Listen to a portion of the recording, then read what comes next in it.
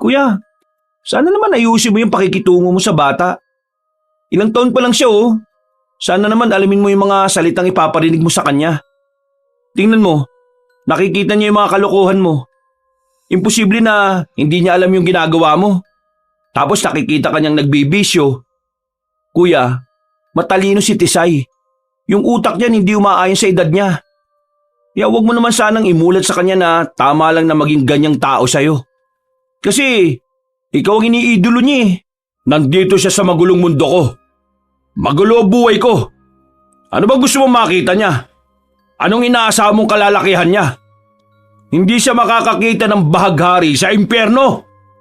Tama lang ang pagbabalaki ko sa kanya, no? Dapat makita niya kung gaano kadilim ang lipunan ito. Para hindi siya lumaki sa pantasya. Eto na ako. Eto na ang lugar ko. Kung gusto mo siyang magkaroon ng bagong buhay, edi kunin mo siya sa akin. Ilayo mo siya sa demonyo.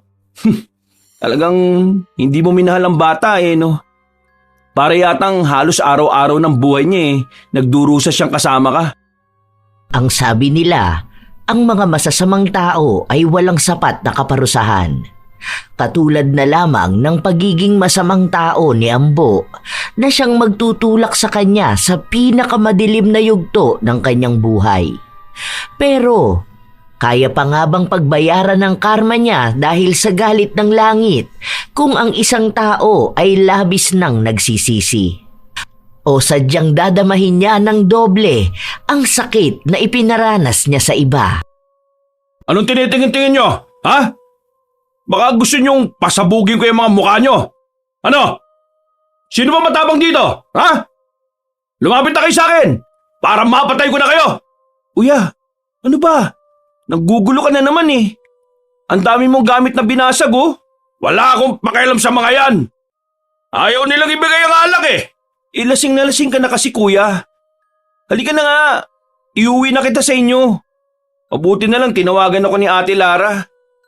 Ay nako, kung tumawag na naman ng pulis ang mga ito, panigurado akong bugbog sarado ka na naman yan. Hindi ako lasing. Ha? Gusto ba ng alak? Bigyan niyo ba ako? Ano? Ayaw niyo? Magwawala ako rito. Kuya, tama na. Halika na. Bitiwan mo ako. Huwag mo akong hilahin. Gusto ko bang uminom eh? Penging alak! Ano ba? Bumalik tayo sa loob! Hindi na. Iuwi na kita. Di bang sabi ko sa'yo, huwag ka na mag-iinom? Hindi mo nakokontrol ang sarili mo kapag lasing ka eh. Hindi mo na nga kaya kapag nasa matinong pag-iisip ka.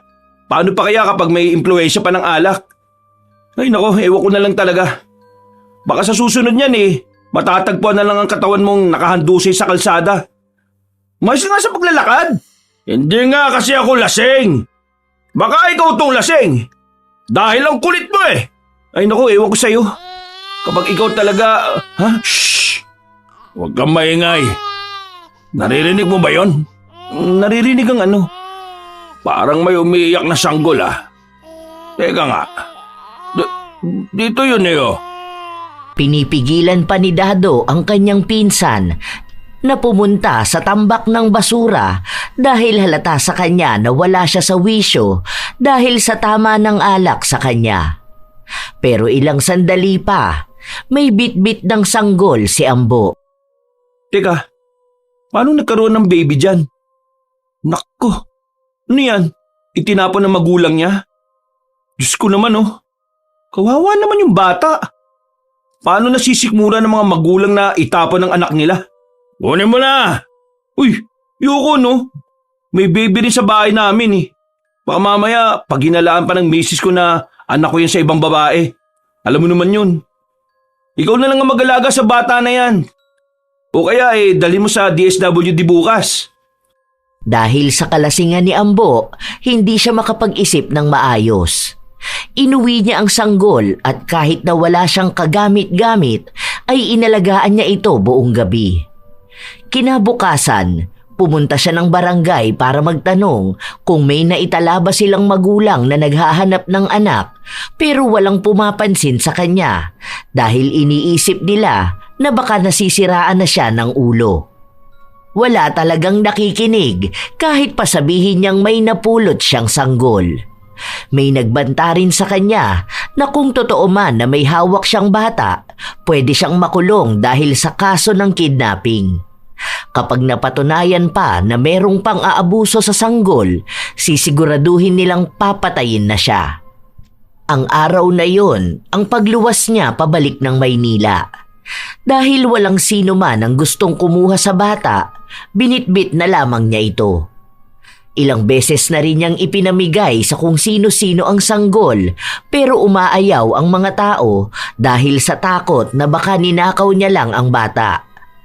Kahit ang pinsan niyang si Dado, tumatanggi talagang kunin ang sanggol, hanggang sa siya na lang ang nag-alaga. Ay, ano ba yan? Kapapalit lang ng diaper may laman na kaagad. Ano ka bata ka? Ang dami ko nang nagagastos sa iyo Balik kaya kita sa basurahan. Ay, visit naman Kaya nga ayaw ko magkaroon ng pamilya dahil sa lintik na obligasyon na yan Hoy, pala kang umiyak dyan. Hindi kita papalitan ng diaper. Ang daming paghihirap ni Ambo sa batang inampon na niya. Ang daming gastos at ang dami niyang kailangang gawin para lang maging malusog ang bata. Hanggang sa sumapit na ito ng 9 na taong gulang. Good morning, Daga! Bangon ka na dyan, nagugutom na ako. Ano ba? Alam mong natutulog ako Maghanap ka dyan ng barya. Bumili ka ng pwede mong kainin. Huwag mo akong gugulin kapag natutulog ako Alam mo masakit ang ulo ko Magluto ka na po Yan kasi iinom-inom ka ng alak tapos hindi mo naman pala kaya. Bah, ayos ka. Huwag mo akong pagsasalita ng ganyan Bata ka pa. Wala kang alam. Buhay ko na tong alak. Kaya kung gusto kong uminom, iinom ako. Nagugutom na po ako. Matanda ka na Kaya asikasuhin mo na sarili mo. Ano po ba talaga? Sabi mo po kanina bata pa po ako. Ngayon naman po matanda na ako. Ay, ang gulo niyo naman po, Dada. Ay, naku! Sakit sa ulo. Pwede ba tumahimik ka? Ayaw po. Gusto ko magpahinga. Ako po, gusto ko pong kumain po. Oo na. Magluluto na ako. Basta manahimik ka na Huwag ka magsasalita. Dahil kapag nagsalita ka, ikaw ang ipiprito ko. Humagikgik ang bata at napatakip ng kanyang bibig. Ganon ang palaging nangyayari sa loob ng kanilang bahay. Kung si Ambo ang nagbibigay ng ingay sa labas, si Tisay naman ang nagbibigay ingay sa buhay niya. Kahit na tinuturing ng bata na ama si Ambo, hindi pa rin naman tinatanggap ni Ambo ang bata bilang kanyang anak. Para sa kanya ay pinapalaki niya lang ito dahil walang ibang gustong kumuha kay Tisay. Hinihintay niya lang ang panahon na makakaya na ng batang buhayin ang sarili niya para paalisin na ito sa poder niya. Sa tuwing nasa paaralan si Tisay, siya namang pagala-gala sa labas si Ambo para dumiskarte ng pera. Bakit dito lang? Baka gusto mong wala kang kitain sa mga paninda mo.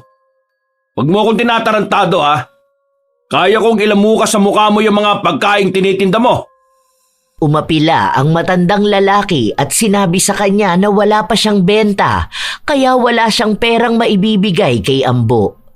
Nagrereklamo rin ito na wala namang bayad ang kalsada kaya bakit siya naniningil. Aba, talagang sumasabat ka pang hayop ka tignan ko kung may pagmamalaki ka pa sa aking paninda mo. Nagwala si Ambo. Pinagsisira niya ang lagayan ng paninda ng matanda at saka niya ikinalat ang mga kakanin. Siniguro niyang walang matitira para pagkakitaan nito. Hindi siya naaawa kahit na umiiyak na ito sa harapan niya. Nakikita niyo ba yung ginawa ko sa kanya? Kayong lahat dito, ako pa rin ang batas na dapat niyong sundin. Dahil kapag ako nagalit sa inyo, sinisigurado kong wala kayong magiging kabuhayan. Walang kumikibo dahil kapag may kumontra sa kanya ay sasapitin din nila ang nangyari sa matanda. May mga alagad si Ambo at sikat siya sa kanilang lugar bilang isang taong halang ang kaluluwa. Alam nila na kahit magsumbong sila sa mga pulis, wala namang magagawa ang mga yon. Hindi rin naman basta mahuhuli si Ambo. At sa oras na malaman ng lalaki kung sino sa kanila ang sumubok na kalabanin siya, ay tiyak na mananagot. Ilang tao na ang binugbog niya at ilang kabuhayan na rin ang kanyang sinira. Lahat ng tao ay galit sa kanya o sa kanila ng mga kasamahan niya. Kung tawagin siya ay hari ng kasamaan. Isang hapon, nakatambay sila sa gilid ng tulay kung saan pinagpapartihan nila ang perang nakolekta nila mula sa bayad ng mga nagtitinda sa gilid ng kalsada. Parang nalulugi din ata tayo Paano kung tasan na natin yung singil sa kanila? Ay, oo nga pala. Nasaan na yung sinasabi mong baril? Inabot sa kanya ng kasamahan niya ang hinahanap niya. Nang suriin niya ito, nagustuhan niya. Matapos noon ay may humintong sasakyan sa kanilang harapan, nagbaba ng isang bag na naglalaman ng ipinagbabawal na gamot. Isa yon sa ibinebenta ni Ambo sa kanilang lugar. Isa rin ito sa dahilan kung bakit walang kumakalaban sa kanya dahil parte siya ng isang sindikato. Matagal na niyang gawain ito. Sanay na siya. Nang matapos ang kanilang transaksyon, umuwi na siya sa kanilang bahay. May bitbit siyang isang balot ng ulam. Isay, nasan ka ba? Hanapin mo ako, Dada! Wala akong panahon dyan may dala akong ulam. Kumain ka na.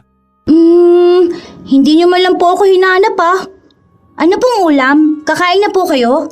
Hindi ako kakain. Kumain ka na dyan. Baka mamaya kulutin mo na naman ako. Itabi mo yung isang manok, pagkain mo bukas. Ang baho niyo naman po. Amoy po kayo sigarilyo po. Ligo na po kayo, Dada.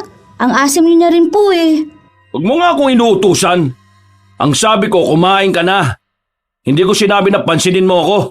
Dada, punta po ba kayo sa school? Sabi po ni teacher raw po, kasama raw po ang mga magulang. Kaso ikaw lang po magulang ko. Hindi mo ako magulang, no? Dahil yung mga magulang mo, itinapon ka sa basurahan. Tumabi ka nga dyan. Naantok na ako Dada, maligo ka na po muna. Ang baho mo po. Babaho ka po lalo Kahit na anong pangungulit ni Tisay, hindi niya pa rin nakumbinsi ang ama-amahan. Alam na ng bata na hindi niya ama si Ambo dahil palaging sinasabi sa kanya na napulot lang siya sa basurahan. Pero sadyang matalinong bata si Tisay kaya hindi niya minamasama ang mga salitang yon. Minsan nga ay nagugulat si Ambo dahil may mga salita si Tisay na para bang hindi galing sa utak ng bata. Marahil ay naging paraan na lang din ito ng bata para makasabay sa buhay ni Ambo. Ilang araw pa ang lumipas, palagi pa ring gumagawa ng gulo at masama si Ambo. Nagbebenta ng droga pero hindi naman siya gumagamit. Malaki lang talaga ang bigay sa kanya kapag napapaubos niya ang binibigay sa grupo niya. Isang araw, nakita na lang niya si Tisay na umiiyak sa labas ng bahay. Oh, ginagawa mo dyan. Bakit ka umiiyak? Tinutukso po nila ako. Para dun lang iiyak ka? Sinasabi po nila na masama po akong tao kasi po masama kayong tao. Ayaw po nila ako kalaro. Ano naman kung ayaw ka nilang kalaro? Di wag mo silang kalaruin. Ay, ayaw ko nakikita kang umiiyak para sa walang kwentang bagay Hindi ka pwedeng maging mahinang tao. Kapag napikong ka sa sinasabi nila, ihampas mo ang ulo nila sa pader. O kaya ingudgud mo. Dapat maging palabang ka Hindi yung iiyak ka kapag inaasar ka. Sila ang payakin mo ng dugo. Habang nagsasalita si Ambo, may narinig siyang nagsalita mula sa likuran niya. Isang pamilyar na boses. Grabe ka naman magturo sa bata, kuya. Oh, Dado, ikaw ba yan? Anong ginagawa mo rito? Bakit may mga bitbit kang gamit? Makikituloy muna sana ako sa bahay mo, kuya. Balo ko kasi mag-apply sa abroad. tutuloy muna sana ako dito habang nag-aasikaso ko ng mga papel ko. Pumasok muna sila sa loob ng bahay bago nila itinuloy ang kanilang usapan. Sinabi ni Dado ang mga plano niya dahil nahihirapan na raw siya sa kanilang probinsya.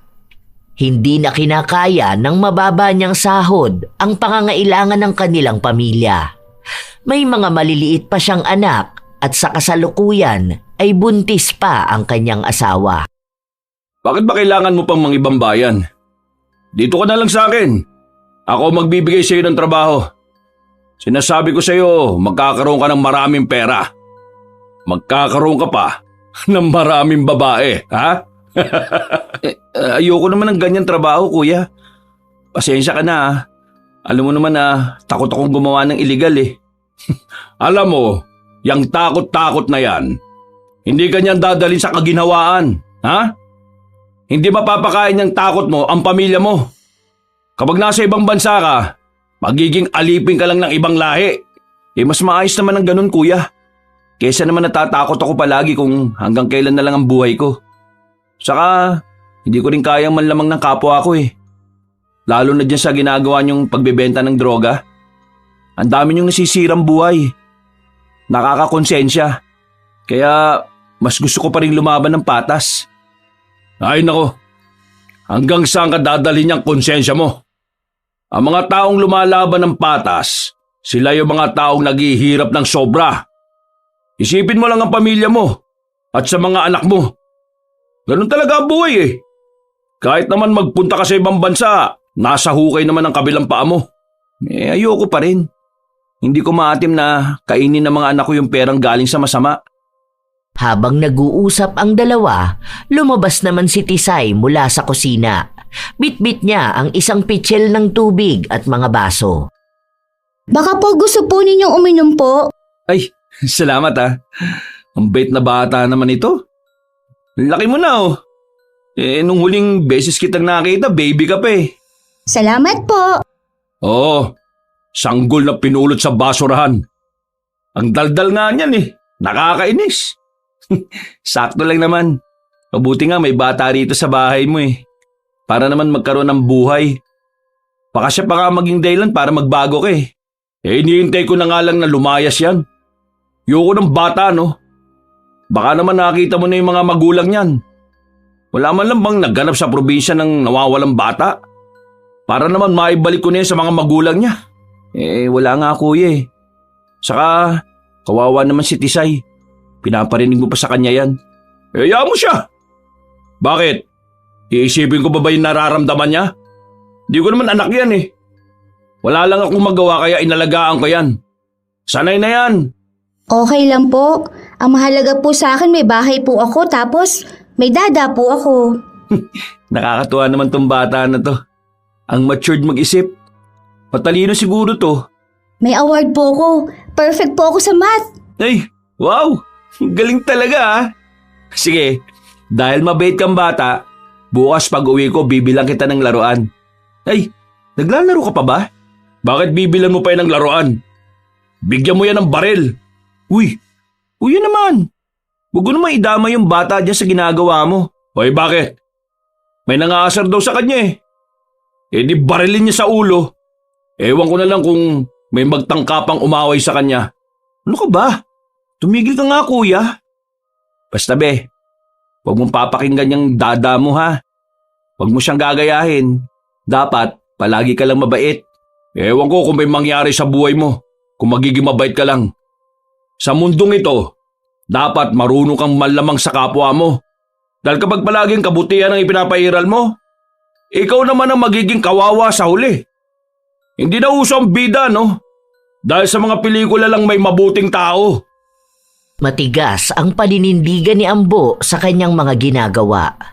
Walang ibang tamang gawain kundi ang maging masama. Sa ganong gawain na siya nabuhay noon, kaya sa ganong gawain na rin daw siya mamamatay. Yun ay kung may makakapatay nga sa kanya. Dahil nakatira na rin sa kanila si Dado, nagkaroon na ng kasama si Tisay. May nag-aasikaso na rin sa bata. Dahil mabait at matulungin naman si Tisay, hindi nahirapan si Dado na alagaan siya. Isang beses, nasa bahay lang si Ambo dahil wala pang mahalagang gagawin sa labas. Umuwi ng bahay si Tisay, marumi ang uniforme. Oh, ano yan? Bakit ganyan ang suot mo? Nag-ano po kami sa school? Nag-painting po kami. Sige na, magpalit ka na.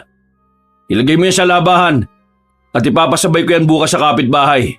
Ako na lang po maglalaba. Tinuro po kasi sa amin ni teacher. Dapat po maging masipag po kami para po matutuwa po ang mga magulang po sa amin. Sino naman matutuwa sa'yo? Wala ka naman magulang. Kayo po kaya ang magulang ko. Ganun na rin daw po yun eh. Kapag po daw sino ang kasama sa bahay po, siya po ang magulang. Dami mong alam. Bilisan mo na! Bili mo ako ng alak sa labas. Sabi po ni teacher, masama daw po ang alak at sigarilyo po. Kaya po ang baho niyo palagi kasi po may bisyo po kayo. Ano ba yung pinagsasasabi mo? Huwag mong pakinggan yung teacher mo, no? Panigurado na may bisyo rin siya. Aba, kapag ako nainis sa kanya, susugurin ko yan. Yan ang mahihirap sa mga nag-aaral eh. Akala naman nila, tatalino nila. Sa mundong ito, ang labanan sa tunay na buhay ay diskarte. Siya, bilisan mo na, may utos ako sa'yo. Kahit na anong sabihin ng bata, hindi naman talaga makikinig ang kanyang ama. Gagawin nito kung ano ang gusto niyang gawin.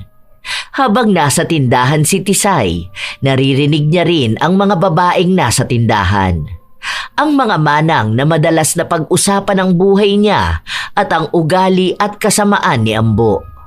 Sinabi pa ng isang babae na hindi raw magtatagal na magiging babaeng bayaran din si Tisay. Sakto raw dahil maputi siya at maganda. Wala naman daw siyang magiging magandang kinabukasan sa piling ni Ambo. Dahil ang masamang tao na kasama niya sa bahay, magiging malaking impluwensya sa kanya para maging masama rin siyang babae. Hello po. Bali po sabi ni teacher, masama po ang sumabat kapag nag-uusap ang mga matatanda. At sabi niya rin po na masama po ang manira ng ibang tao at magsabi po ng masama sa kanila. Nainis ang isang manang at sinabihan siyang bastos. Gusto pa siyang saktan pero hindi na nito ginawa dahil baka bigla siyang bawian ni Ambo. Kung ano-anong masasakit na salita na lang ang sinabi ng babae sa kanya. Pero tiningnan lang sila ni Tisay at sa halip na galit ang ibalik, isang inosente at matamis na ngiti lang ang ginawa ng bata. Pag-uwi niya sa bahay nila, agad namang binuksan ni Ambo ang alak at sinindihan ang sigarilyo. Masok ka na sa kwarto mo at mag-iinarte ka na naman na mabaho ang amoy ng alak at sigarilyo. Dada, bakit po hindi po kayo magtrabaho tulad po ni Tito Dado po? Hindi po ba trabaho itong ginagawa ko? Kasi po, nagagalit po ang mga tao sa'yo. Kasi masama po ang ginagawa niyo. Alam mo, kahit na anong gawin mo, lahat ng tao magagalit sa'yo. Maging mabuti ka man o masama. Palagi silang may puna. Wala ka pang alam sa ganito dahil bata ka pa. Kaya pwede ba? Manahimik ka na lang dyan. Magpagupit po kaya kayo. Mukha po kayong unggoy dyan sa buhok at balbas niyo eh. Lahat na lang talaga pinupuna mo no? Sinabi ko na sa'yo pumasok ka na sa loob ng kwarto mo. Siya pa talaga ha? Nasabi ko sa'yo, Tisay, makakatikim ka sa akin. Napakamot na lang sa ulo ang bata, saka nito sinunod ang utos ng ama. Sa paglipas ng mga araw, walang nagbabago kay Ambo. Kahit na ang mga salita niya kay Tisay ay hindi niya inaayos kahit na pinagsasabihan siya ng pinsan. Isang araw, habang nasa labas si Ambo at nagbebenta ng droga, napansin niya ang isang pamilyar na mukha. Mamaya na, babalik ako. Doon muna kayo kay Abi bumili. Oo, sandali lang. May kakausapin lang ako. Mukhang siya rin ang sinadya ng babae dahil nang makita siya nito ay lumakad din palapit sa kanya. Walang ngiti sa labi pero bakas ang galit sa mga mata. Buhay ka pa palang hayop ka? Anong ginagawa mo rito? At talagang hindi ka pa rin nagbago? Ang tibay mo rin ano? Ang dami ng mga pinatay na pusher pero ikaw, nakatayo ka pa rin dito at proud na proud ka sa ginagawa mong kasamaan. Alam mo, kung pumunta ka lang dito para makita mo ako, mukhang may tama na yung utak mo. Kung galit kayo sa akin, sana wag nyo na lang alamin ang nangyayari sa buhay ko. Magpakalayo-layo na lang kayo, ha? Nagpakalayo-layo na nga kayo, di ba? Ilang taon na bang hindi tayo nagkikita-kita, ha? Gusto ko sanang makita kung naghihirap ka na bang hayop ka. Kaso, mukhang totoo nga talaga na matagal mamatay ang masamang damo. Ay, alam mo naman pala eh. Tapos nag-abala ka pa. Depende na lang kung bibili ka ng paninda ko. Pero kung magpapakita ka lang sa akin para ipaalala yung mga pinaggagawa ko noon, hindi ka na sana nagsayang ng oras. Di ba? Kasi, hindi pa naman ako makakalimutin eh. Tanda ko yun.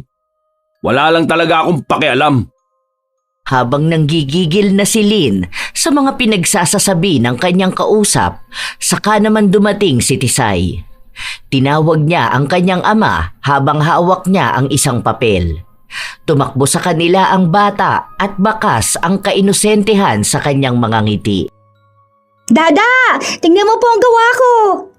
100 po nakuha ko. Natuwa po si teacher kasi po magaling ako. May anak ka? Hello po! Ang ganda nyo naman po. Para po kayong Barbie. Di ba sabi ko sa iyo kapag nakikita mo ako sa labas, wag na wag mo akong kakausapin. Tara na! Nguwi na tayo! Ay ko po, Dada! Bitawan mo nga ang bata! Nasasaktan siya sa pagkakahawak mo! Mamaya mapilayan mo pa yan! Wala kang pakialam! Nagpatuloy lang si Ambo na maglakad kasama ang bata. Nagmamadali silang makauwi. Nang makarating sila sa bahay, itinulak niya ang bata na naging dahilan para mapaupo ito sa sahig. Ilang beses ko bang sasabihin sa iyo na huwag mo kong kakausapin sa labas, ha? Di ba sabi ko sa iyo kapag nanggaling ka sa school, umuwi ka na kagad? Ang tigas talaga ng ulo mo no? Ipapakita ko lang naman po itong gawa ko. Kahit ano pa yan, wala akong pakialam sa ipapakita mo. Sa susunod na ulitin mong tawagin ako sa labas, makakatim ka talaga sa akin. Sorry na po. Hindi ko na po ulitin. Huwag ka na po magalit sa akin.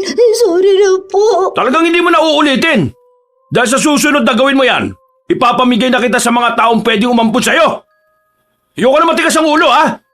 Kapag sinabi kong uuwi ka kagad sa bahay, yun ang gawin mo. Kung ayaw mong sundin ang utos ko, lumayas ka na lang sa pamamahay ko. Ano ba?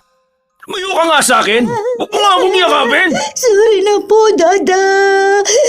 Hindi na po matigas ang ulo ko. Huwag niyo na lang po akong ibibigay sa iba po, ha? Sorry po. Tulong ka nga. Bitiwan mo ako. Pilit na ipinagtatabuyan ni Ambo ang bata habang wala namang humpay ang paghingi ng tawad ni Tisay. Ilang sandali pa, dumating naman si Dado. Bakas ang pagod sa kanya pero mas nangingibabaw ang pagtataka. Oh, ano nangyayari? Ewan ko sa batang yan. Ano ba? Umalis ka nga dyan. Visit ka. Itinulak ni Ambo palayo si Tisay. Matapos nito ay lumabas din siya ng bahay. Iyak lang ng iyak ang bata. Nang tanungin siya ni Dado, doon ikinuwento ni Tisay ang nangyari. Sinisisi niya ang kanyang sarili kung bakit nagagalit ang kanyang ama. Sinasabi ni Dado na kapag naging mabuting bata at masunurin siya, hindi na magagalit si Ambo. At hindi na rin siya ipamimigay sa ibang tao katulad ng palaging panakot sa kanya. Pinatahan na lamang ni Dado ang bata at pinayuhan ito. Kinausap na lang din niya si Tisay para kahit na paano ay gumaan ang pakiramdam ng bata. Gabi na, hindi pa rin umuuwi si Ambo at nag-aalala na ang kanyang anak. Matagal naghintay si Tisay hanggang sa nakatulog na lang ito. Ilang oras pa ang nakalipas, umuwi na rin si Ambo. Kuya, ano ba nangyayari sa'yo? Bakit naman ganun ang ginagawa mo sa bata? Ipapakita lang naman niya itong ginawa niya eh. Proud lang siya na magaling siya. Tinan mo nga to, para sa itong ginawa niya eh. Sa halip na matuwa ka, talagang nagalit ka pa. Wala akong pakialam dyan. Anong gusto mong gawin ko dyan sa papel na yan? Pandidingas ko lang yan eh. Basahin mo kasi. Ay nako, wala akong panahon sa mga kalokohan na yan. Kuya, sana naman ayusin mo yung pakikitungo mo sa bata. Ilang taon pa lang siya oh. Sana naman alamin mo yung mga salitang ipaparinig mo sa kanya. Tingnan mo, nakikita niya yung mga kalokohan mo. Imposible na hindi niya alam yung ginagawa mo. Tapos nakikita kanyang nagbibisyo. Kuya, matalino si Tisay. Yung utak niyan hindi umaayon sa edad niya. Kaya huwag mo naman sanang imulat sa kanya na tama lang na maging ganyang tao sa'yo. Kasi ikaw ang iniidolo niya eh. Nandito siya sa magulong mundo ko. Magulo ang buhay ko. Ano ba gusto mong makita niya? Anong inaasahan mong kalalakihan niya? Hindi siya makakakita ng bahaghari sa impyerno. Tama lang ang pagpabalaki ko sa kanya, no? Dapat makita niya kung gaano kadilim ang lipunan ito. Para hindi siya lumaki sa pantasya. Eto na ako. Eto na ang lugar ko. Kung gusto mo siyang magkaroon ng bagong buhay, edi kunin mo siya sa akin. Ilayo mo siya sa demonyo. Talagang hindi mo minahal ang bata eh, no? Para yatang halos araw-araw ng buhay niya eh, nagdurusa siyang kasama ka. O bakit, ginusto ko ba to? Hindi ko naman yan anak eh. Hindi ko yan kadugo. Isa lang naman ang gusto ko eh. Kung tingin mong mali ako sa pagpapalaki ko sa kanya, edi sige, humanap ka ng taong kukup-kup sa kanya para maging mabuti siyang tao. Matigas pa rin ang puso ni Ambo. Naaawa na si Dado sa bata pero hindi niya rin naman alam kung paano nga ba niya magagawang tulungan si Tisay. Ang tanging naiisip na lamang niya ay dalhin sa DSWD ang bata pero nakikita niya kung paano magmakaawa ito para lang wag mailayo sa tinuturing niyang ama. Ilang araw pa ang lumipas, nagpapatuloy na maging mabait na anak si Tisay. Isang araw, naabutan ni Dado ang kanyang pinsan na mag-isa lang sa loob ng bahay. Oh, mukhang tensyonado ka dyan ah. Ang dami mo nang nauubos na sigarilyo. Ano, may naging problema ka ba sa trabaho mo? Nakadispalko ka ba ng pera? Hindi ko yung ginawa kahit na minsan. O ano pala, buwisit na babae kasi yun eh. Oh, si Tisay na naman. Yung kapatid ni Nenet, yung Lynn? Di ba nasa Bicol yun? Ewan ko sa kanya. Nagpakita sa akin nung nakaraan eh. Wala naman akong pakialam sa buhay nila. Pinakulong na nila ako noon. Tapos ngayon babalik-balik dito. Ano bang kalagayan ni Nenet? Hindi ko naman tinanong. Hindi ako interesado sa buhay nila. Wala naman na kami dapat pakialam sa isa't isa eh. Alam ko namang galit na galit sila sa akin. Hindi ko naman na iniisip yun eh. Dahil hindi naman mababago ng galit nila ang buhay ko. Tapos panay patanong sa akin tungkol kay Tisay. Lintik kasing bata yun eh. Kung hindi niya sana ako tinawag, hindi ako kukulitin ng babaeng yun eh. Ay nako, naalala ko na naman. Nabubwisit tuloy ako eh. Ang daming tanong ni Dado tungkol kay Lynn pero hindi naman yun masagot ni Ambo. Dahil ang gusto lang naman ni Ambo ay tigilan na siya ng babae dahil nakakaapekto na ito sa kanyang kabuhayan. Isang umaga, nasa labas si Ambo kasama ang kanyang mga alagad. Iniisa-isa na naman nila ang mga tindahan na kanilang sinisingil. Ano to ibinibigay mo sa akin? Tingin mo ba tumatanggap ako ng barya? Ha? Tinatarantado mo ba ako? Nakiusap ang babae at sinabi na wala pa silang benta dahil kabubukas lang ng tindahan nila. Ayoko ng mga ganyang katwiran. Alam mo ang ginagawa ko sa mga taong ginagagawa ko. Mukhang buntis ka pa yata ah. Baka bigla kang mapaanak sa sama ng loob. Kaya kung ako sa'yo ha, ibigay mong tamang halaga na kailangan ko. Umiiyak na ang babae at halos gusto na nitong lumuhod sa harapan niya para lang pagbigyan siya. Pero walang nararamdaman na awa si Ambo. Sinasabi niya na hindi naman nagiging pera ang luha, kaya bakit nag-aaksaya pa ng panahon ng babae na umiyak. Katulad ng ginagawa ni Ambo sa mga tindahan na walang naibibigay na pera sa kanya, yun ang ginawa niya sa babae. Nagwala siya sa tindahan at sinira ang kabuhayan nito. Halos wala nang matirang matinong paninda. Nakita niyo na? Tandaan niyo to ha. Para sa susunod, alam niyo kung paano ako magalit. Wala akong pakialam dyan sa paawa niyo. Dahil kung pagbibigyan ko kayo, masasanay lang kayong lahat eh. Tigilan niyo na ako sa mga drama ninyo.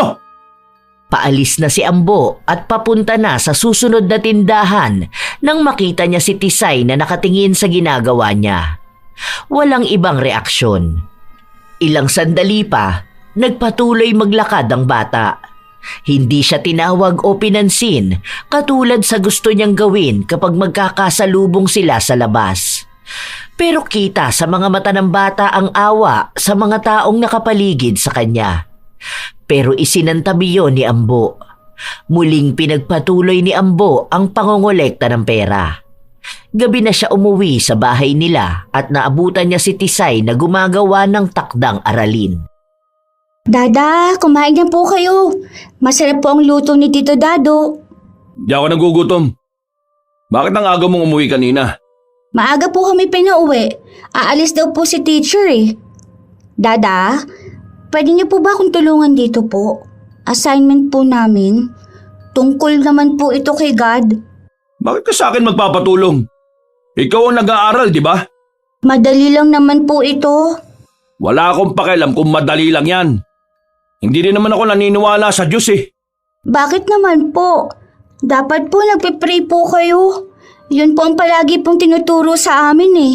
Gusto niyo po ba mag-pray tayo? Hindi ko kailangan yan. Hindi rin naman didinggin ng Diyos na yan ang hiling ko. Kakampi lang siya ng mga taong mabubuti at hindi ako kasama doon. Marami na ako nagawang kasalanan. Isa pa, kung totoo ang Diyos, sana hindi niya ako hinayaan na maging masamang tao, di ba? Hindi niya hinayaan na maranasan ng pamilya ko ang sobrang paghihirap na magtutulak sa akin gumawa ng ganito. Kung sana mabuti ang Diyos, sana wala ako sa sitwasyon na ganito eh. Kaya hindi ako naniniwala sa kanya. Ang sabi po sa amin ni sister, nagpupunta po kasi yun sa school po namin eh, para po magturo siya. Ang mga tao naman po ay may mga kabutihang itinatago. Wala pong sobrang masama. Saka po may pagkakataon pa naman po daw na magbago ang lahat. Wes, hindi ako kasama ng mga taong ganyan. Nakita mo naman siguro kung gaano ako kasama, di ba? Sa tingin mo ba may Diyos pang tatanggapin yon? Wala! Kaya wag niyo na ako idamay dyan sa kaibangan na diringgin ng Diyos sa mga panalangin sa Kanya. Kailanman, hindi ako lulod at hihingi ng tulong sa Kanya dahil hindi siya totoo. Hindi na kumibo pa ang bata dahil umalis na rin sa kanyang harapan ng ama at nagtungo sa kwarto nito. Sa paglipas pa ng mga araw, pinapanatili pa rin ni Ambo ang malamig na pakikitungo kay Tisay. Pero kahit na ganun siya, hindi naman nagbago ang pagiging bibo, madaldal at mabait na bata ni Tisay. Minsan, kahit na pinapagalitan na siya ng ama sa kaingayan niya, ay ipinagpapatuloy niya ang pagkwento ng mga bagay na wala namang kwenta para kay Ambo. Dumating ang isang araw na nagyaya si Dado lumabas. Dahil gusto ni Tisay magpunta sa mall, pinilit niya ang ama na sumama sa kanila. Ayoko nga! Ang kulit yung dalawa no? Ano naman ang gagawin ko sa mall? Kung gusto niyong gumala, sige gumala kayo. Pero wag niyo na akong pipilitin. Dahil ayaw ko nga. Sige na po, Dada. Malapit naman na po birthday ko eh. Sige na po. Please po. Please. Please. Please. O nga kuya, sige na. Malapit na rin akong umalis eh. Kaunting asikaso na lang sa mga papel ko. Kaya pagbigyan mo na lang din ako. Birthday naman ng bata eh oh. Birthday? Hindi nga alam niyan kailan ba siya ipinanganak eh. Inimbento ko lang ang birthday niyan. Kahit na po. Basta po ibinigay niyo naman pong birthday yun sa akin. Hindi naman din tayo gagastos sa labas eh. Kahit na lakad-lakad lang tayo sa mall. Ay nako, bahala kayo sa buhay niyo. Ang kukulit niyo. Hindi nila tinigilan si Ambo hanggang sa mapapayag nila ito. Dahil sa kulit ng dalawa, sumama na lang siya. Naglakad-lakad sila sa mall, kung saan-saan sila tumambay at baka sa mukha ni Tisay na masaya talaga siya. Panay siya tawa at ang dami niyang kwento. Kapag may nakakasabay sila ay kinakausap niya rin. Masyado siyang madaldal. Habang ipinapakita ng bata ang tuwa, siya namang iritable ni Ambo. Ilang beses na siyang nag-aya na umuwi pero ayaw pa rin ng dalawa. Tito Dado, ano po yun? Magpicture? Ayo! Pwede kayo dyan magpicture ng dada mo. Oo, dadamay niyo pa ako dyan. Bakit hindi kayong dalawa magpicture? Halika, libre ko na kayo sa photo booth. Mukhang wala pa rin kayong kuhang dalawa eh. Noong una ay ayaw talaga ni Ambo pero napilit din siya ni Tisay. Dalawa lang silang pumasok sa loob. Ano ba yan? Anong akala mo sa akin, bakla? Bakit mo ako pasusutin ng headband? Dada, kasama nga po to. Parehas po tayo oh. Sige po, sombrero na lang po oh. Bakit kasi ganyan ang buhok nyo? Sabi ko po sa inyo magpagupit na po kayo eh. Para po pumogi kayo. Huwag mong pakialaman ng mukha ko. Sige na, bilisan na lang natin. Gusto ko na umuwi, no? Sige po, smile po kayo ha. Huwag po kayo nakasimangot. Picture po to. Smile po. Smile, Dada. Ay, ang kulit naman po. Si Tisay na lang ang nagpumilit na ngumiti si Ambo. Hinawakan niya ito sa pisngi para ikorte ang labi ng nakangiti. Ang araw na yon ang isa sa pinakamasayang araw ng buhay ng bata. Isa sa mga pangarap niyang gawin. Nang makauwi sila, ingat na ingat si Tisay sa litrato nila ng ama. Hindi po kaya masisira ito, Tito Dado? Gusto ko po idikit ito sa pader po eh. Masisira din naman yan eh. Ingat-ingat ka pa dyan. Tingnan mo, sa susunod yan, itatapon na yan. Hindi po ah. Gusto ko po ito itago forever. Kasi po kasama po kita rito. Kahit na po ayaw mo po mag-smile. Wala pa ring gibo si Ambo. Pumasok na lang siya sa loob ng kwarto. Ilang sandali pa, nagpunta naman doon ang bata. Pinapaalis niya pero ayaw ni Tisay. Panay ang kwento sa kanya at sabi kung gaano siya kasaya. Kahit na paulit-ulit na ang kwento, sinasabi pa rin ng bata. Gusto niya raw ulit yun gawin. Pangarap niyang lumabas silang dalawa ng ama at kumuha ng maraming litrato na magkasama. Habang si Ambo naman ay panay lang ang kontra sa kanya. Anong oras na oh? Lumabas ka na. Naantok na ako. Mamaya na po, mag-pray po muna tayo, di ba po? Matutulog na ako ng diretso. Ako na lang po mag-pray. Pikit ka po, Dada. Dear God, thank you po sa masaya po na araw. Sana po, lagi niyo po iingatan si Dada ko kapag po nasa labas po siya.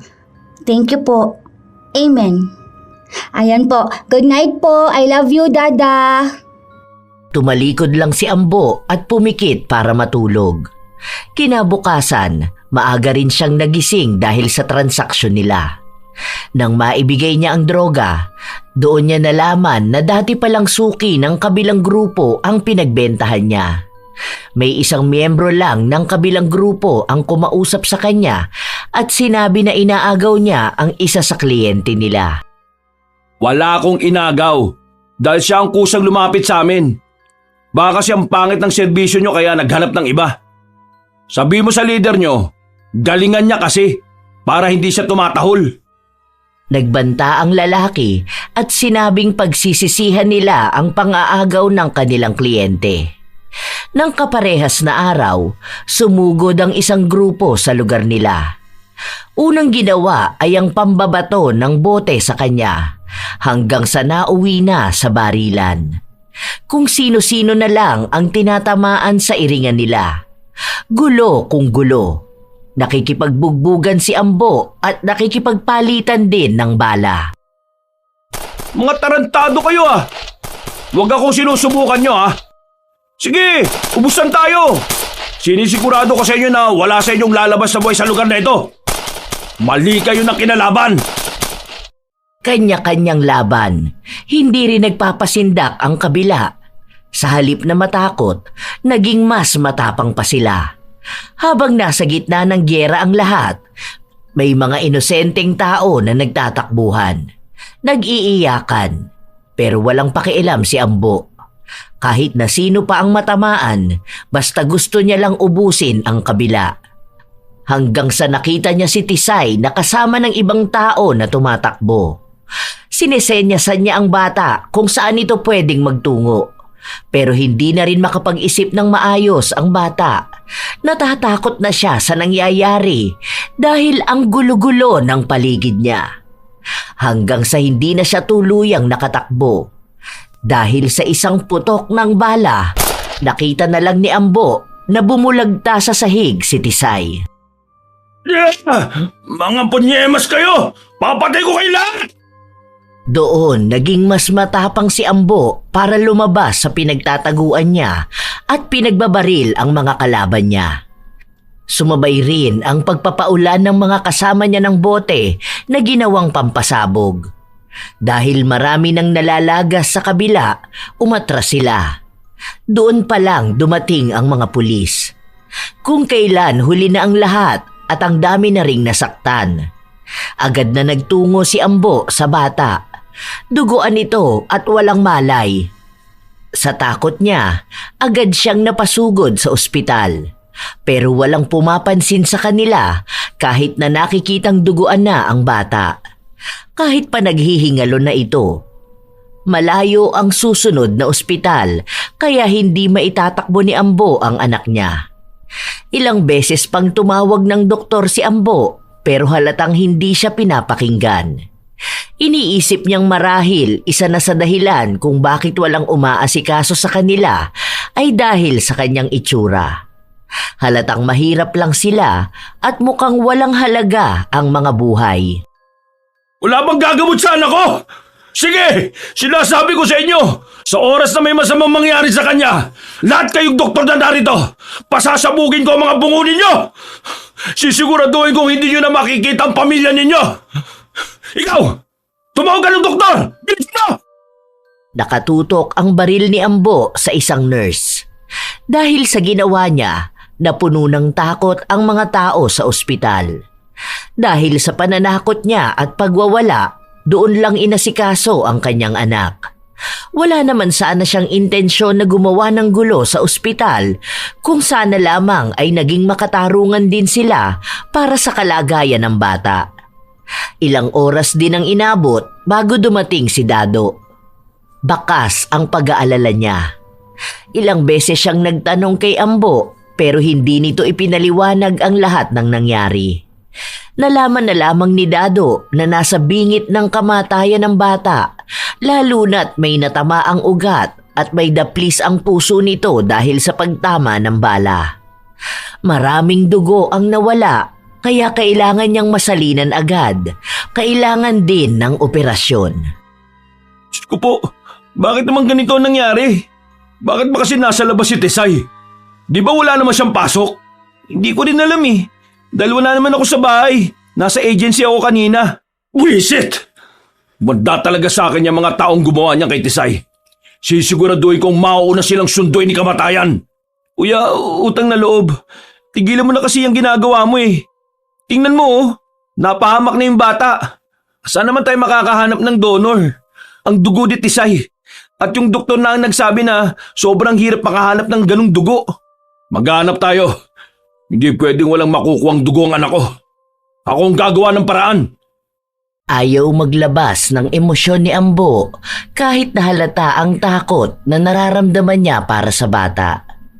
Hindi takot si Ambo sa kamatayan dahil alam niyang anumang oras ay dadalaw sa kanya ito para sunduin siya.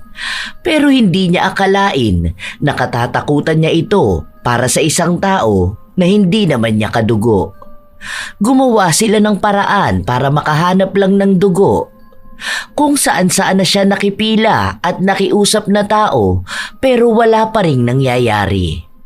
Pati sa kanilang probinsya ay tumawag na si Dado dahil baka sakaling mahanap ang magulang ng bata at makapagbigay sila ng dugo.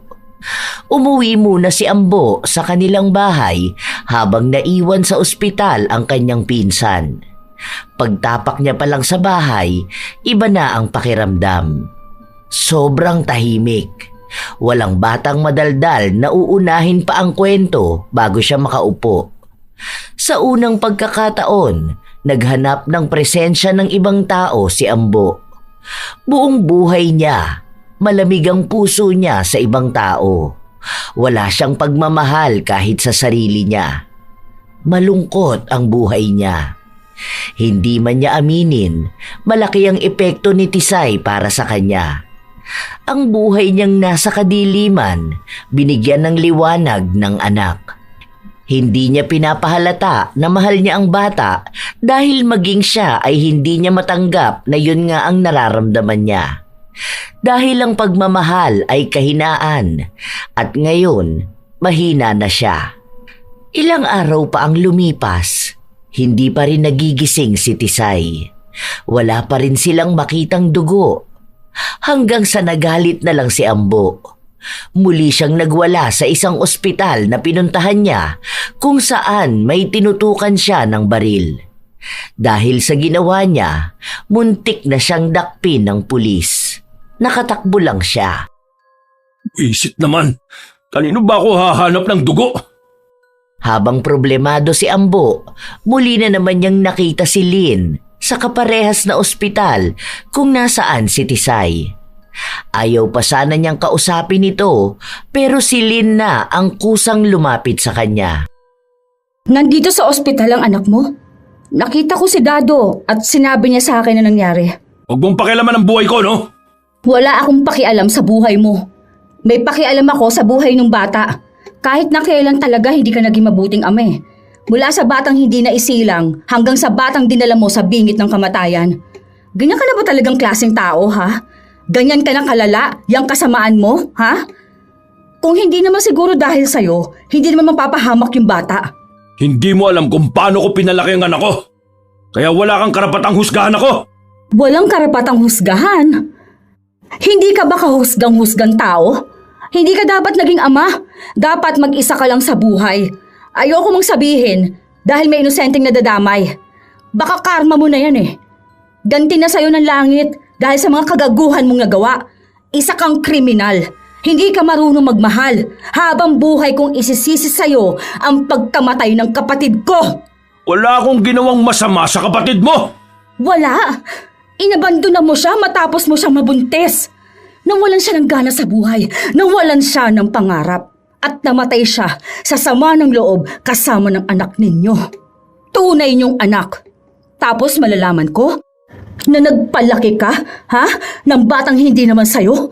Ayokong humiling ng masama dun sa bata.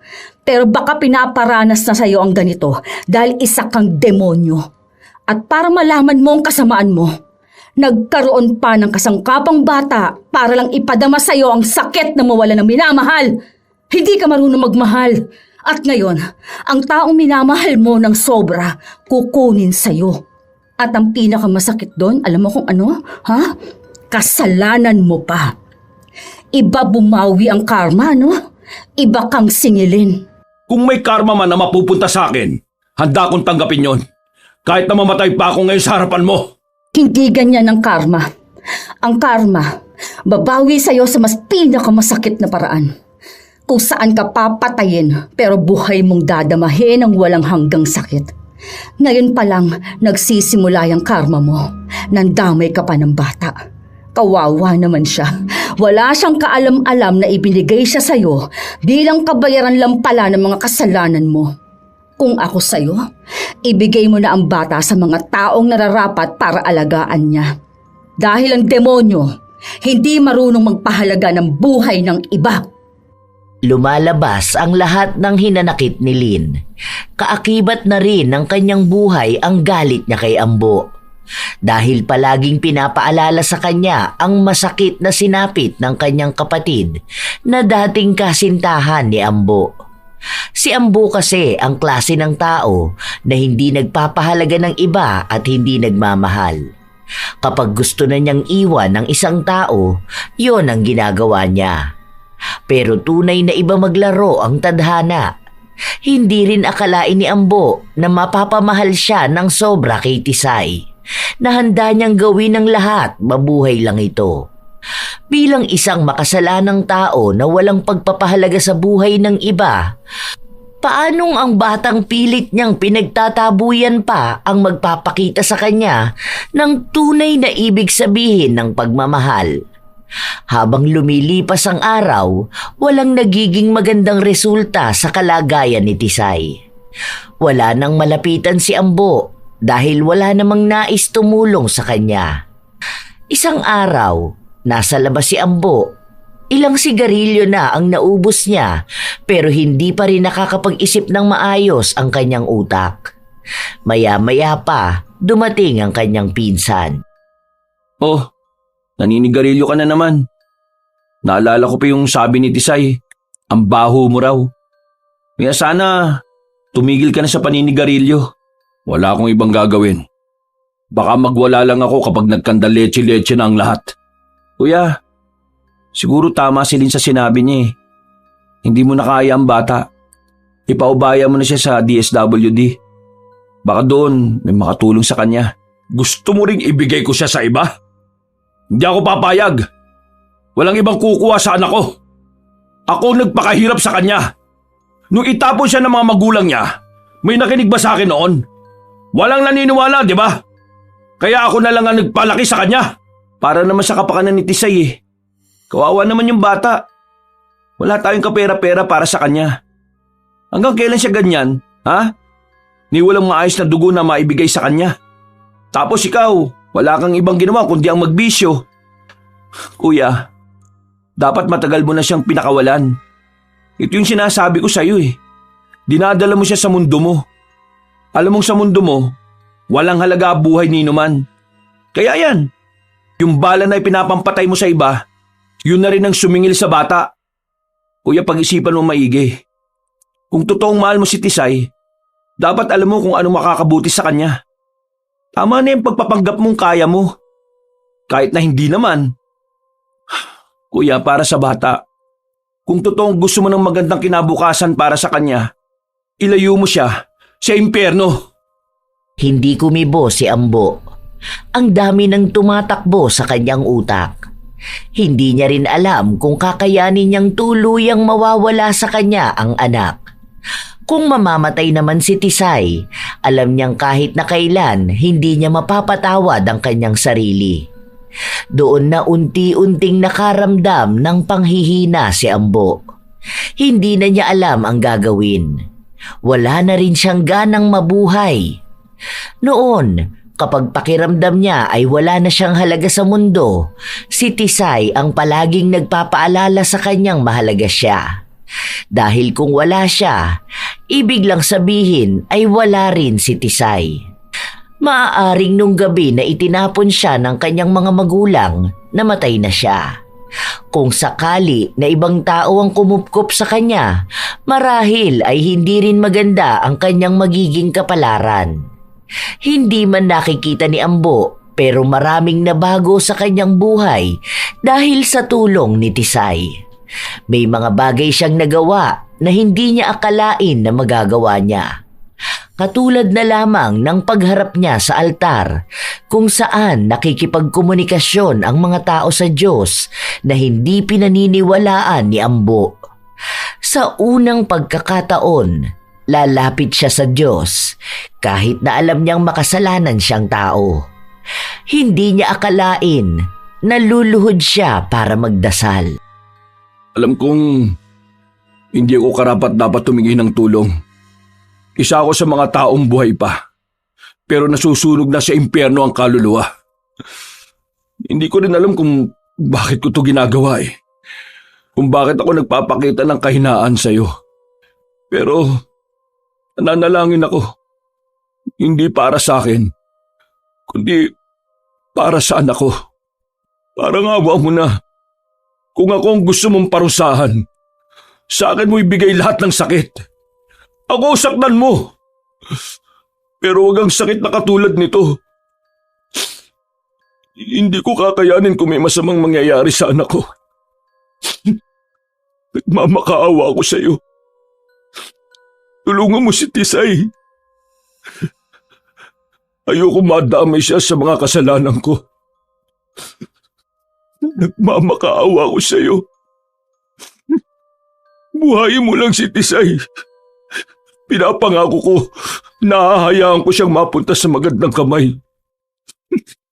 Parang awa mo na. Kahit araw-araw mong iparamdam sa akin ang pagbabayad ko ng mga kasalanan ko. Huwag lang si Tisay. Wala siyang alam. Ako may kasalanan, hindi siya. Parang awa mo na. Parang awa mo na.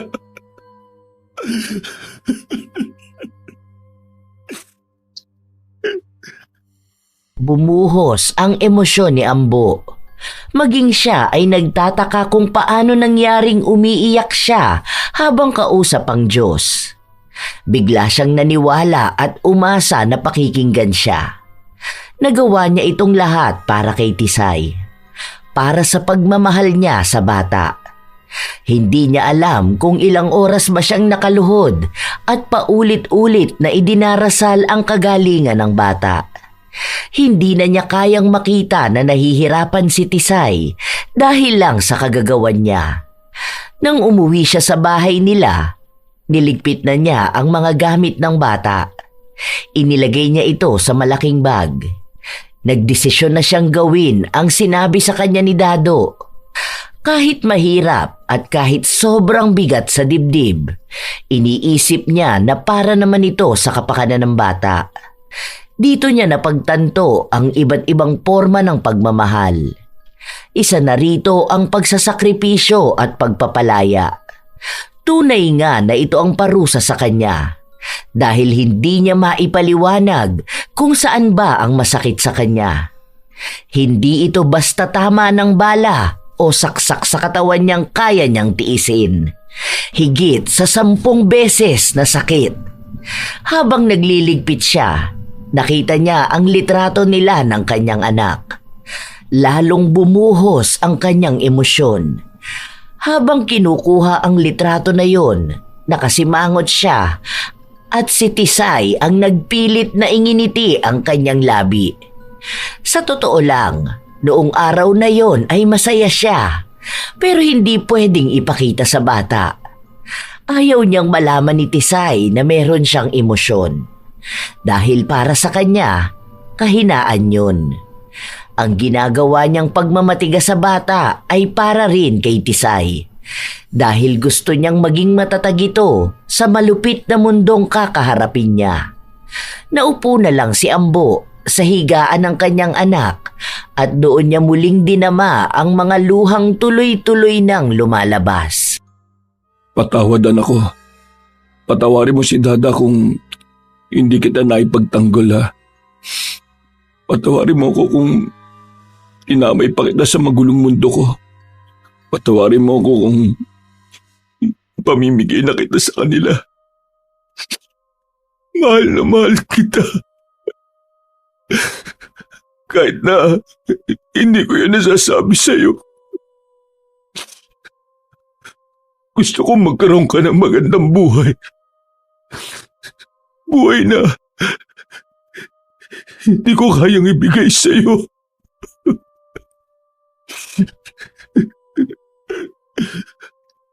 Habang nagliligpit ng gamit si Ambo, nahulog niya ang isang papel. Nang buksan niya ito, naalala niya na ito ang binibigay sa kanya ng anak na hindi niya pinapansin noon dahil sinasabi niya na wala lang itong kwenta. Ngayon niya lang naisipan basahin ang nilalaman ng sulat. Ang tatay ko ay ang superhero ko. Hindi siya si Superman, hindi siya si Batman. Siya ang superhero ng kalaban ng lahat. Masama raw kasi siyang tao, pero para sa akin, siya ang pinakamabait sa lahat. Mahal ako ni Dada ko, kahit na palagi siyang nagagalit. Dahil kung hindi niya ako love, siguro nasa basurahan pa rin ako. Mabait siya, kahit na masama siyang tao. Kahit galit sa kanya ang lahat, ako, hindi ako magagalit. Siya lang ang nag-iisang superhero na kalaban. Dahil habang inaaway ako ng lahat, siya ang nagtatanggol sa akin. Kaya idol ko, ang dada ko. Hindi na kaya pang ituloy ni Ambo na basahin ang ginawa ng kanyang anak. Dito niya nakita kung paano siya tingnan ni Tisay. Kung ang ibang tao ang nakikita lang sa kanya ay ang pagiging masama niya, si Tisay nakikita ang kakaunting kabutihan na meron siya. Walang galit, purong pagmamahal ng isang inosenteng bata. Ito ang unang beses na may taong nagmahal sa kanya sa kung sino siya. Ang tinanggap siya kahit na nakikita na ang sungay niya. May isa pa rin palang tao na mamahalin siya kahit na wala siya kahit katiting na pagmamahal para sa sarili. Mas lalong naging mabigat sa puso niyang ibigay si Tisay.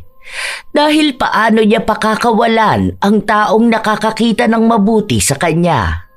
Pero nahahati rin siya na baka sa huli, matulad lang sa kanya si Tisay. Isang masamang tao. Nang matapos niyang iligpit ang mga gamit ng anak, kinuha na rin niya ang isa nilang litrato at saka niya inipit sa kanyang pitaka. Nagsulat din siya para mabasa ito ni Tisay kapag nagising na siya.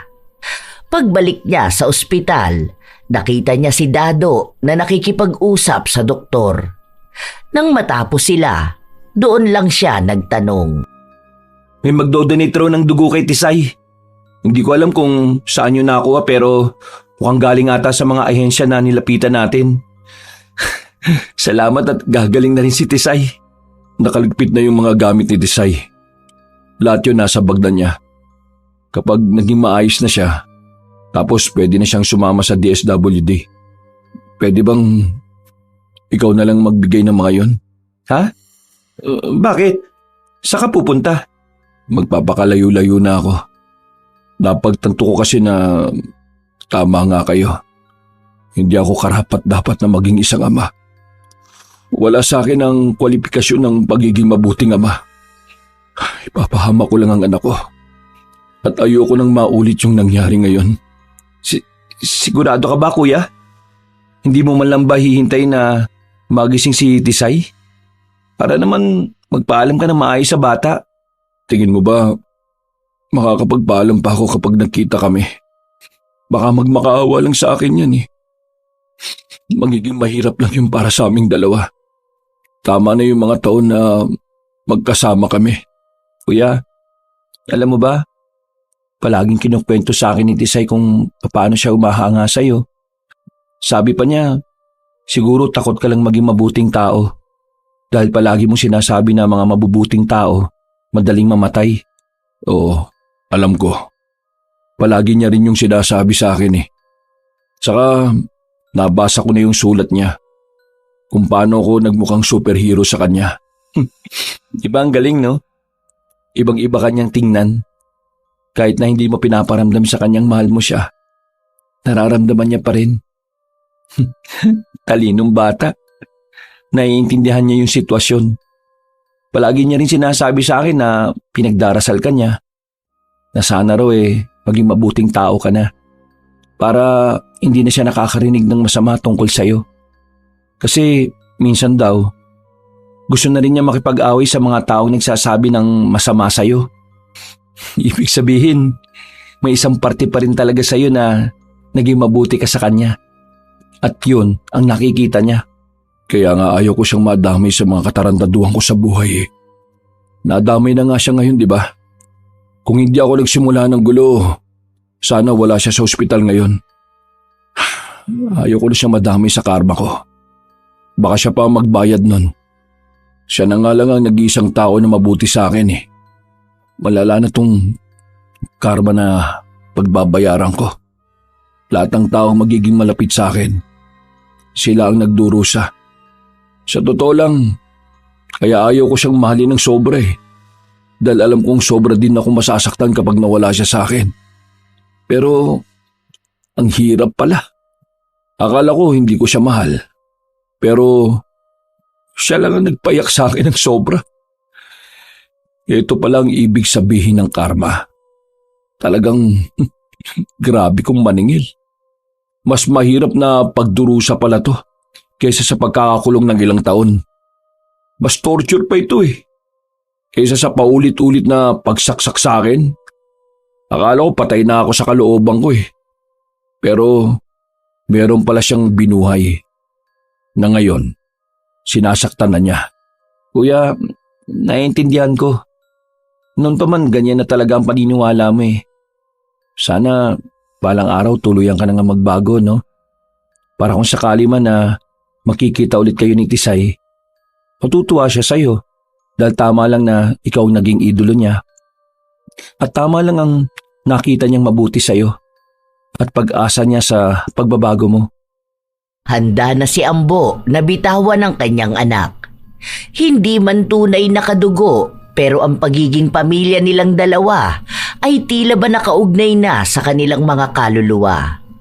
Bago tuluyang umalis si Ambo, sinilip niya ang kanyang anak. Pagaling ka ha. Tapos mag-aral ka mabuti para palagi kang perfect. Ingatan mo sarili mo. Alam mo naman na sipunin ka. Huwag ka dun sa malikabok ha. Huwag ka rin basta magpapaambon. Ay nako, mamimiss kita Tisay ko. Mahal na mahal ka ni Dada. Kahit na anong mangyari, ikaw ang forever baby ko. Love you Tisay ko. Pigil na pigil ang emosyon ni Ambo. Ayaw niyang iiyak siya sa lugar na makikita ng iba. Hindi siya mahina. Kailangan niyang maging malakas ulit para sa sarili. Alam niyang maninibago siya, lalo na sa 9 na taon ng buhay niya ay kasama niya si Tisay. Ngayon, haharapin na niya ang mga susunod niya pang taon nang wala na sa kanya ang bata. Tuluyang umalis si Ambo at nagpakalayo-layo. Hindi na rin sila nagkita pa ni Lynn. Dahil wala na rin naman silang dapat pang pag-usapan. Ipapamukha lang sa kanya nito ang kasalanang nagawa niya sa dati niyang kinakasama at sa dapat na magiging anak nila. At iba pang mga kasalanan niya. Katulad ng panlalamang niya sa kapwa, ang pagiging mapanakit niya, at mga taong nasira niya ang buhay. Tinatanggap na lamang ni Ambo na wala na siyang pag-asa pa. Nakakapit na sa kanya ang mabigat na parusa ng karma. Kahit anong gawin niya, kahit saan pa siya magtungo ay bitbit na niya ito. Nakasunod na sa bawat gagawin niya. At sa oras na magmahal siya ng iba, sila ang mapapahamak. Kaya sinabi ni Ambo, para walang ibang mapapahamak, wala na ulit siyang pahihintulutan na papasok sa kanyang buhay. Wala na ulit inosenteng bata na makakapiling ng isang demonyo. Sa paglipas ng mga linggo, naging maayos na rin si Tisay. Nasa tabi niya lang si Dado hanggat hindi pa siya napupunta sa kustodya ng DSWD. Si Dada ko po. Oh, huwag ka masyadong gumalaw. Magpagaling ka muna. Nanghihina ka pa oh. Ang dada ko po, Tito. Nasaan po ang dada ko? Hindi sumagot si Dado. Sa halip, iniiba niya ang usapan. Pero tila ba walang ibang gusto si Tisay kundi makita ang kanyang ama.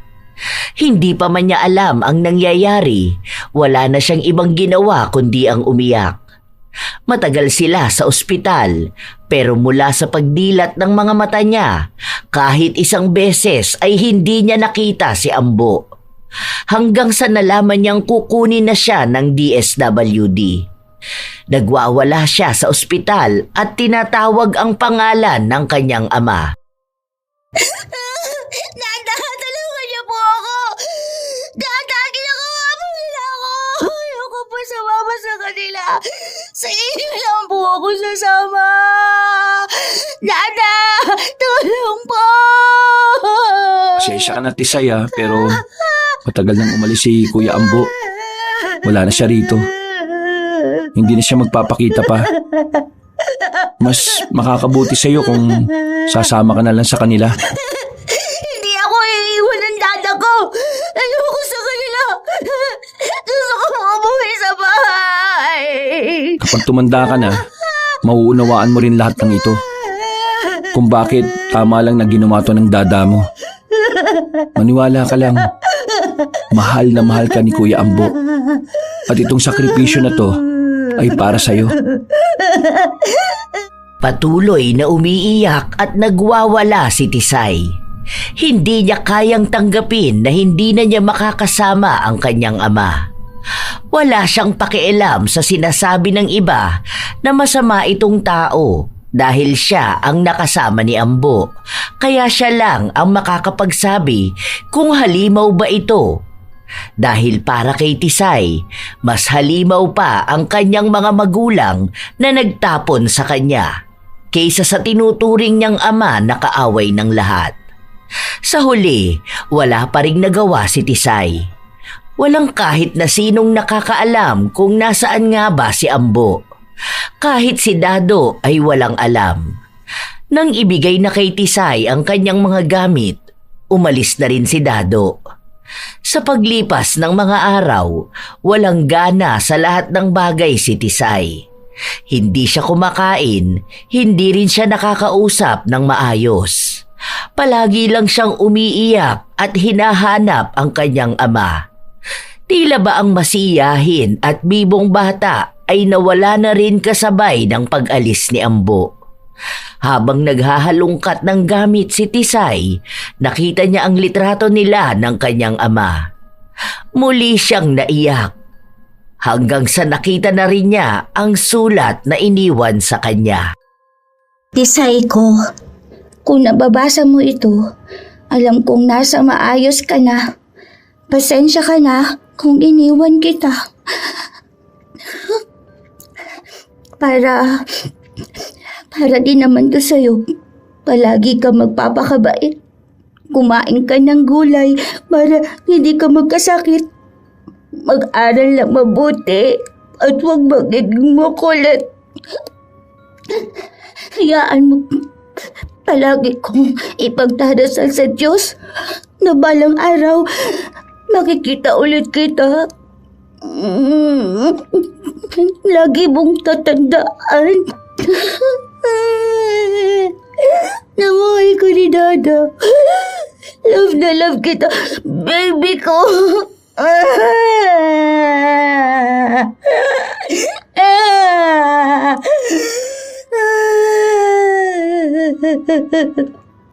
Muling humagulgol ng iyak ang bata.